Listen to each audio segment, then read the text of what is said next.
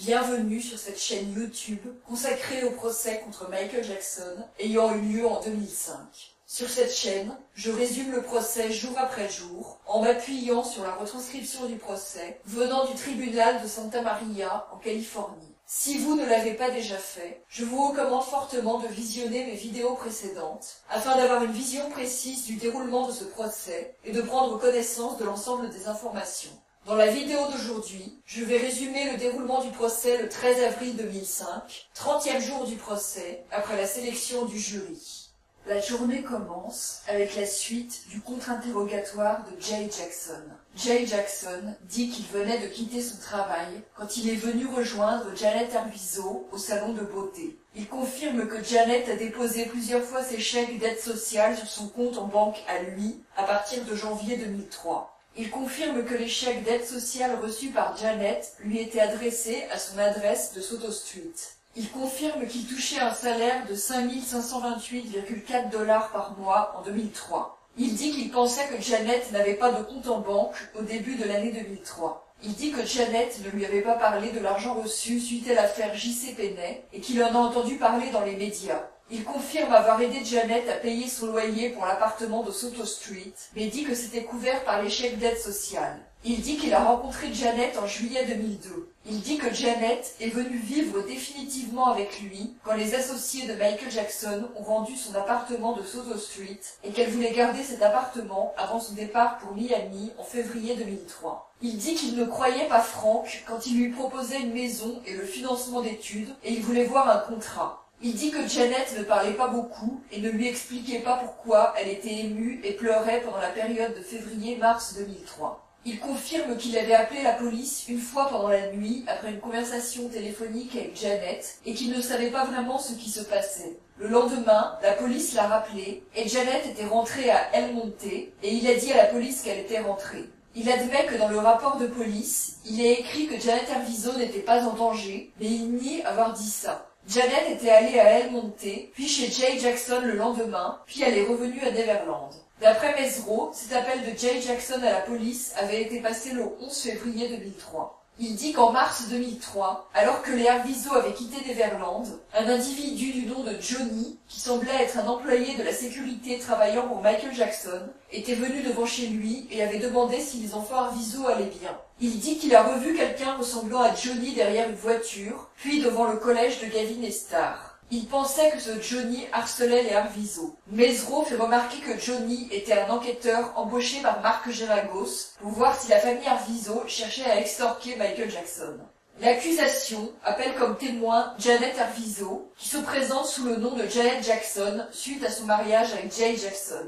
Elle confirme, en l'absence du jury, qu'elle fait valoir son droit au 5e amendement de la Constitution des États-Unis concernant les aides sociales qu'elle a reçues entre 2001 et 2003. Robert Sanger argumente pour que Janet Arvizo puisse être contre-interrogée sur sa fraude à l'aide sociale, et Ron Zonen argumente pour qu'elle ne soit pas contre-interrogée là-dessus. Le juge dit qu'il annoncera au jury que Janet Arvizo a fait valoir son droit à ne pas être contre-interrogée sur sa possible fraude. Le jury revient et le juge le leur annonce. Elle ne pourra pas être interrogée ou contre-interrogée sur sa possible fraude à l'aide sociale. Janet Arvizo confirme qu'elle est mariée à Jay Jackson et vit actuellement avec lui. Elle dit avoir rencontré Michael Jackson pour la première fois en août 2000, alors que Gavin était atteint de son cancer.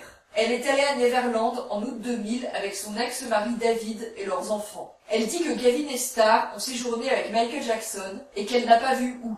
Elle dit qu'elle a eu l'occasion d'aller dans la cuisine de la maison pendant ce séjour. Elle dit qu'elle avait l'appartement de East Los Angeles à Soto Street et que David et Gavin résidaient chez sa mère à El Monte, où il y avait une chambre stérile pour Gavin.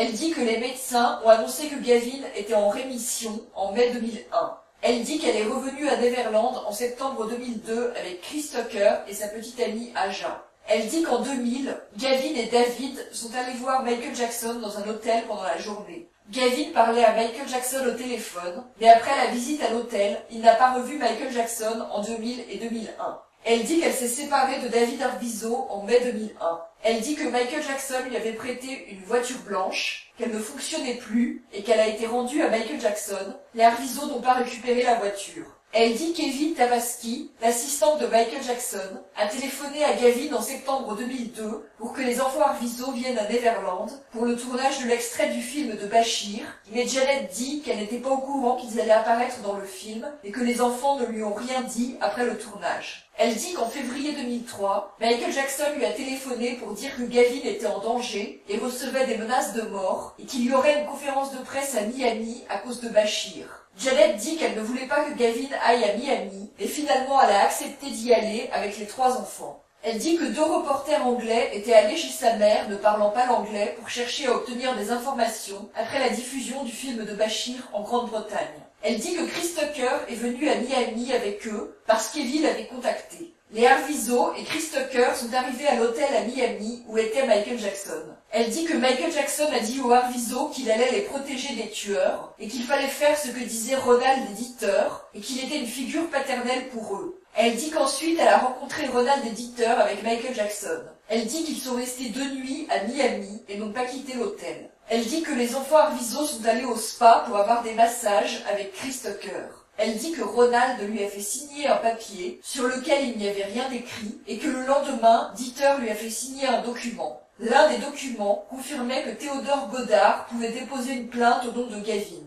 Elle dit qu'elle ne sait pas qui est Théodore Goddard. Elle dit qu'elle voulait voir le film de Bachir pour savoir pourquoi il y avait des menaces de mort contre ses enfants. Le procureur lui fait remarquer qu'elle avait parlé de menaces contre Gavin, et elle dit donc que Michael Jackson lui aurait dit que maintenant, les menaces étaient contre les 3 enfants. Elle dit que Ronald Dieter ont entraîné Gavin dans une pièce, puis Michael Jackson a entraîné Gavin dans une pièce. Elle dit que Michael Jackson lui aurait dit qu'il ne voulait pas qu'elle voie le film de Bachir. Elle dit qu'elle ne l'a jamais vu en entier jusqu'à maintenant et n'a vu que des extraits diffusés dans les médias. Elle dit qu'on ne lui a pas dit pourquoi il n'y a pas eu de conférence de presse. Elle dit que si elle posait des questions, Dieter et Ronald la faisaient taire en lui disant « Ah, femme stupide !» Elle dit que Ronald lui aurait dit qu'il pouvait la faire disparaître si elle le mettait en colère, mais que ces menaces ne sont survenues qu'après leur arrivée à Neverland. Elle dit que Devlin n'a jamais fait de shopping à New York avec Marie-Nicole Cassio. Elle dit qu'elle ne savait pas tout de suite que l'avion qu'ils ont pris pour le retour n'allait pas à Los Angeles et qu'elle l'a appris dans l'avion. Quand le procureur lui demande si elle se souvient où elle était assise dans l'avion, elle répond « Certaines choses sont juste brûlées ici ».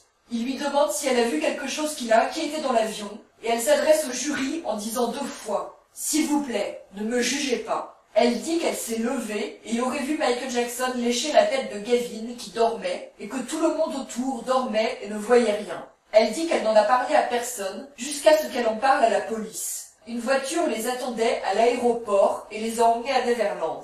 Elle dit qu'un sac en plastique qu'elle avait noué à son sac n'était plus là quand ils sont arrivés à Neverland. Elle dit que Gavin, Starr et Aldo Cassio avaient dormi avec Michael Jackson une fois arrivés à Neverland. Elle dit que personne ne lui avait demandé si elle voulait aller à Neverland. Elle dit qu'elle a dit par la suite à Ronald et Dieter qu'elle voulait partir de Neverland et qu'ils lui ont dit de tourner la vidéo pour contredire Bachir. Elle dit que Dieter les préparait pour cette vidéo, comme avec un script, après lui avoir posé des questions personnelles à Miami. Elle dit qu'on lui avait dit que la vidéo apaiserait les tueurs. Elle dit que Dieter lui a montré un script et les a fait travailler quotidiennement sur ce qu'il devait dire. Elle dit qu'elle est allée voir Jésus Salas et lui a parlé en anglais et espagnol pour qu'il les aide à partir. Elle dit qu'elle parlait en espagnol pour qu'on ne comprenne pas ce qu'elle disait. Elle dit qu'avant d'aller voir Jésus Salas, elle avait eu l'occasion de sortir de Neverland pour aller dans un salon de beauté et se faire raser les jambes. Elle prétend que c'était une opération de communication positive pour valoriser Michael Jackson et que Dieter et Ronald en avaient eu l'idée. Elle dit qu'elle était accompagnée de gens la filmant. Elle dit que Jésus Salas l'a emmenée chez sa mère à El Monte car on lui avait dit que les tueurs étaient venus chez elle à Soto Street. Elle dit qu'elle est allée ensuite chez Jay Jackson, car Frank l'avait convaincue que c'était trop effrayant de rester chez ses parents. Elle dit que Frank lui téléphonait en disant qu'ils étaient en danger et qu'il y avait des menaces de mort contre les enfants. Elle dit qu'elle croyait ce qu'on lui disait et s'adresse à Michael Jackson en disant « Je te croyais ». Elle dit que des offres financières étaient arrivées chez sa mère pour lui proposer des interviews. Elle dit qu'elle n'a jamais parlé à ses reporters ni accepté d'offres. Elle dit qu'on lui avait dit à Neverland que les médias étaient tous de mauvaises personnes. Elle se tourne vers le public en disant « Je pense différemment de vous maintenant. C'est ce qu'ils m'ont fait croire sur vous. Mais, vous savez, vous êtes au fond des bonnes personnes aussi. Vous êtes le bon côté. C'est bon. » Elle confirme que devant le grand jury, elle a entendu l'enregistrement d'une conversation téléphonique où elle parlait à Frank, mais affirme qu'il s'agit en fait de différentes conversations qui ont été rassemblées avec un montage. L'enregistrement de la conversation est diffusé. Elle dit que Frank lui aurait dit que Michael Jackson avait viré les Allemands, Dieter et Ronald,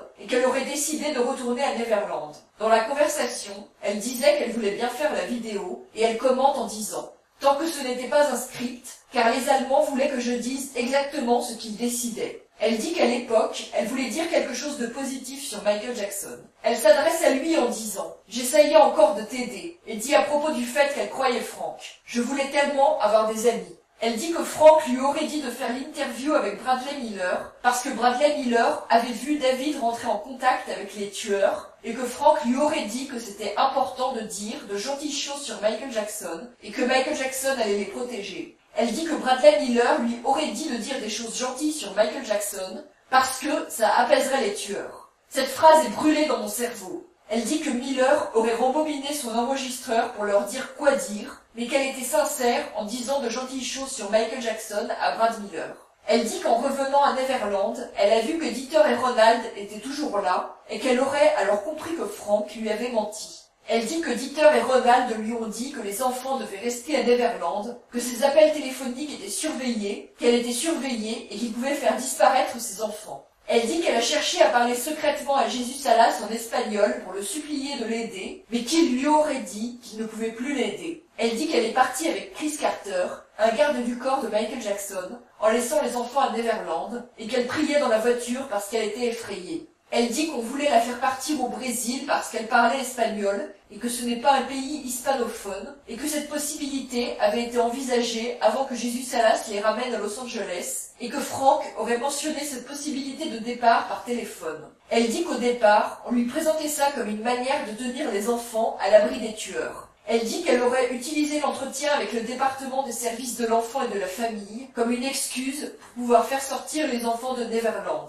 Elle dit qu'elle avait prévenu Frank qu'il y avait l'entretien avec le département des services de l'enfant et de la famille et qu'il lui aurait dit qu'elle devait faire la vidéo d'abord, puis que si elle faisait du bon travail, elle n'aurait pas à quitter le pays. Pendant tout l'interrogatoire, Ron Zonen doit rappeler plusieurs fois à Janet Arvizo qu'elle doit attendre que la question soit finie avant de répondre, car elle répond trop vite, fait des digressions, rajoute des détails, s'adresse à Michael Jackson, au jury et au public. Il lui rappelle qu'elle doit répondre aux questions du procureur. C'est ici que se termine ce résumé de la journée de procès. Si vous voulez lire la retranscription du procès, vous trouverez le lien de la retranscription sous la vidéo. Si vous appréciez mon travail, je vous encourage à vous abonner, à liker la vidéo et à la partager.